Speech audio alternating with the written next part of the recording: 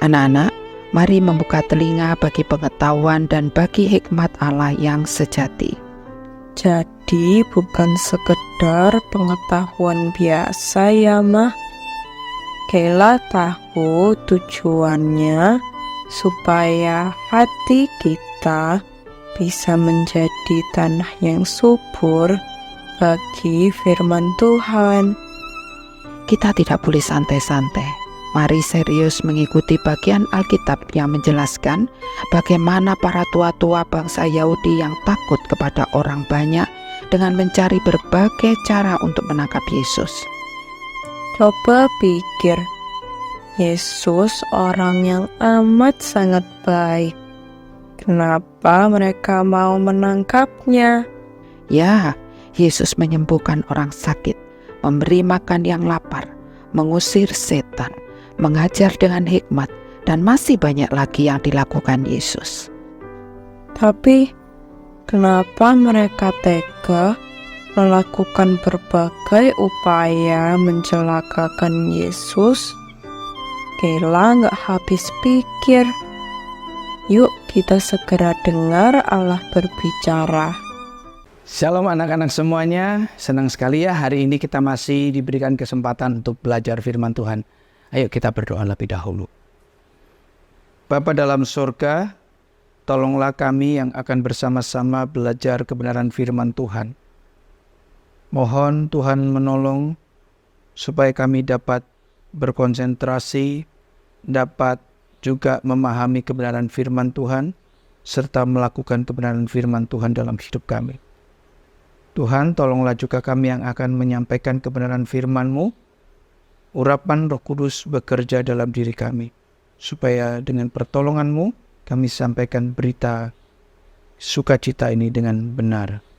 Dalam nama Tuhan Yesus kami berdoa. Amin.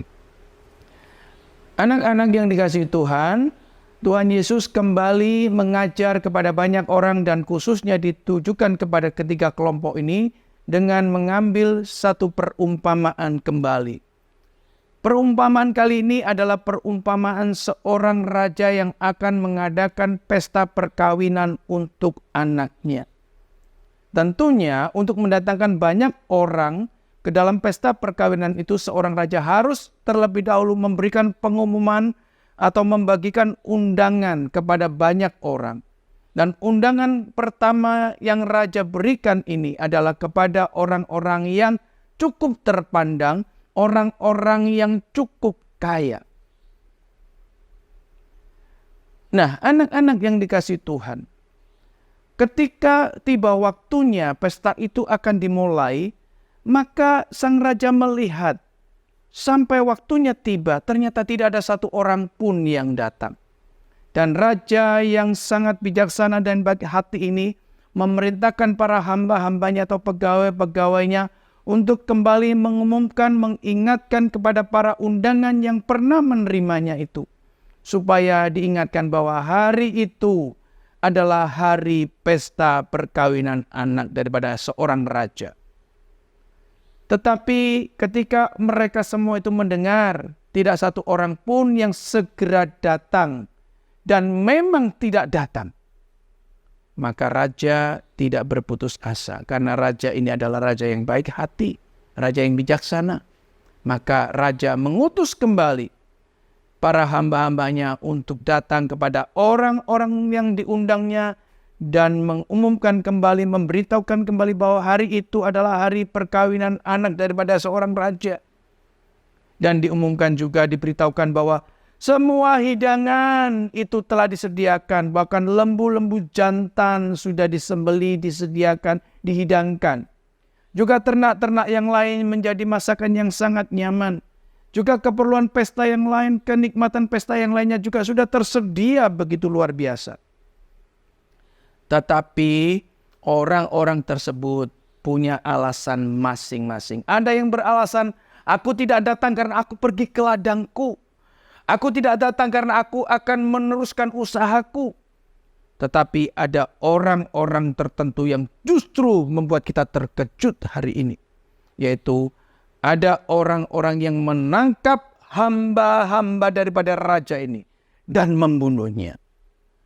Anak-anak yang dikasihi Tuhan, kelompok pertama ini mengabaikan kenikmatan untuk mereka duduk bersama dengan raja, untuk menikmati satu persekutuan yang indah dengan raja di dalam pesta perkawinan anak daripada raja ini. Mereka menganggap bahwa mereka sejajar dengan raja ini. Anak-anak yang dikasihi Tuhan, orang-orang yang diundang ini tidak mengerti betapa raja ini memperlakukan mereka sebagai orang-orang yang terhormat sangat besar. Tetapi mereka sungguh orang-orang yang sudah buta, karena mereka menjadi orang-orang yang sombong hari itu. Bagaimanakah dengan orang-orang yang membunuh hamba-hamba raja ini?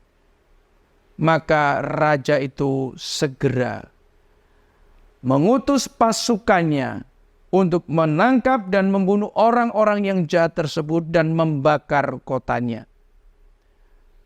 Anak-anak yang dikasihi Tuhan, hari ini kau dan aku diingatkan. Kalau Tuhan sudah mengundang engkau dan aku untuk menikmati pesta yang sungguh-sungguh penuh dengan sukacita surgawi itu, pesta yang sungguh penuh dengan sukacita yang tidak pernah bisa diberikan oleh dunia ini. Mari kita penuhi undangan daripada Allah itu. Kita duduk hadir bersama-sama dengan Raja di atas segala raja itu. Anak-anak yang dikasihi Tuhan, firman Tuhan hari ini mengingatkan kau dan aku bahwa kita manusia yang berdosa, manusia yang tak layak di hadapan Tuhan. Allah mengundang kita untuk menikmati sukacita surgawi. Sukacita yang tak pernah bisa diberikan oleh dunia ini. Itu sebabnya ketika undangan Allah itu hadir di dalam hidupmu, jangan tolak. Ketika undangan sukacita surgawi itu ada di dalam hatimu dan mengetuk hatimu, buka pintu hatimu dan izinkan Raja Damai itu masuk di dalam hidupmu, supaya sukacita surgawi menjadi bagian dalam hidupmu dan bagian dalam hidupku. Amin. Mari kita sama-sama tundukkan kepala dan kita berdoa. Bapa Surgawi, kami berterima kasih kepadamu kalau hari ini kami boleh diingatkan betapa besarnya kasih dan rahmat-Mu atas kami. Kami manusia yang berdosa, Tuhan undang untuk masuk dalam pesta pernikahan, supaya kami mengalami sukacita surgawi. Sukacita yang tak pernah bisa diberikan oleh siapapun, tapi hanya satu-satunya Yesus Kristus yang memberikannya itu pada kami. Allah yang hidup yang memberikannya kepada kami. Terima kasih Tuhan untuk sukacita surgawi yang sudah Tuhan berikan pada kami. Dalam nama Tuhan Yesus kami berdoa. Amin.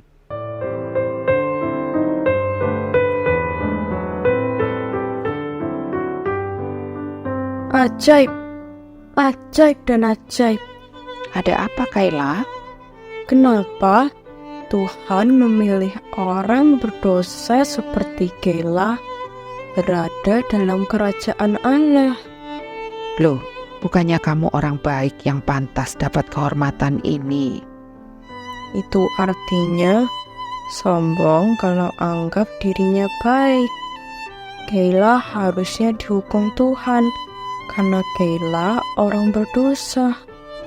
Puji Tuhan, Mama tidak menyangka kamu bisa punya pemahaman yang benar seperti itu. Itu pun anugerah. Kita tidak boleh sombong.